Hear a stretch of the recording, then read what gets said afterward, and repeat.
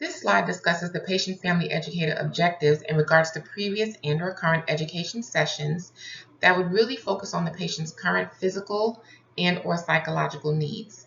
These objectives were developed from the standpoint of the theory of self-care of chronic illness. This theory discusses self-care maintenance, self-care monitoring, as well as self-care management. Self-care maintenance would be adherence to self-care behaviors. Self-care behaviors can include taking medications as prescribed, as well as following infection prevention measures. Those were things that were discussed in the previous slide as regards to learning outcomes. The second is self-care monitoring. Self-care monitoring can include attending doctor's appointments as they're scheduled, informing the medical team regarding new or current clinical manifestations. For example, things such as new onset of decreased appetite, new onset of night sweats. Those things may not be important to the patient initially, but it is important that the patient understands that they are to let the medical team know so that if any adjustments in medications are needed, they can occur. Self-care management, that includes making necessary changes to medications and/or lifestyle modifications based on the detection or interpretation of new symptoms.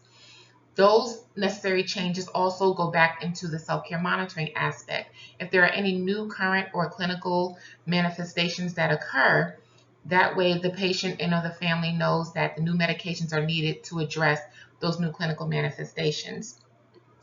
We also discussed providing a resource list to the patient and or the family. We discussed having a minimum of 5 resources.